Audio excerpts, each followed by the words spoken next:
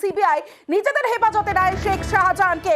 5ই জানুয়ারি শেখ শাহজাহানের বাড়িতে ইডি তল্লাশিতে গিয়ে আক্রান্ত হন ইডি আধিকারিকরা। সেই ঘটনা সিবিআই আর এবার শাহজাহানের জেরায় সিবিআই। সৌরভ তিওয়ারি রয়েছে আমার সঙ্গে, সৌরভের সঙ্গে কথা বলবো। সৌরভ, মূলত সিবিআই কি জানতে চায়, কি দেখতে চায়?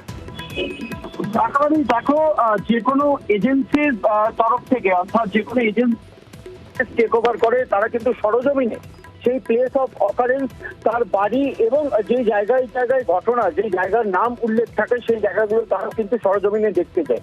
তারই পরিপ্রেক্ষিতে যখন সিআইডির কাছ থেকে সিবিআই যখন এই কেস যখন নিল, অর্থাৎ শেখ শাহজাহানকে নেওয়ার পর প্রথমে যিনি কমপ্লেনেন্ট অর্থাৎ ইডি ডেপুটি ডিরেক্টর গৌরব ভরিল, তার সঙ্গে কিন্তু আজকে তার কাছ থেকে একাধিক তথ্য কিন্তু নেওয়া হয়েছে নিজাম প্যালেসের সিবিআই আধিকারিকদের তরফ থেকে। তার পাওয়া তথ্য এবং শেখ শাহজাহানকে সকালে প্রাথমিকভাবে কিছু পর্যায়ে যখন জিজ্ঞাসাবাদ করা হয়, তার কাছে পাওয়া তথ্য, এই দুই তথ্য নিয়েই কিন্তু সিবিআই দুটো টিম বেরিয়ে পড়ে সরাসরি দুই উদ্দেশ্যে।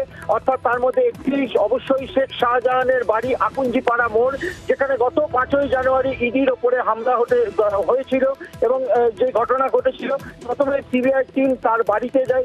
সেখানে গিয়ে বেশ কিছু ইনফরমেশন, যে বয়ান ইডি ডেপুটি ডিরেক্টর এবং শেখ শাহজাহানের কাছ থেকে নিয়েছে সিবিআই এবং সিআইডির কাছ থেকেও পাওয়া যে তথ্য, যে ফাইল, সেই ফাইল অনুযায়ী সেই সমস্ত তথ্য তারা সরজমিনে প্লেস অফ অকারেন্সে গিয়ে তারা প্রথমে সেগুলিকে দেখেন, তারা সেখান থেকে ইনফরমেশন কালেক্ট করেন।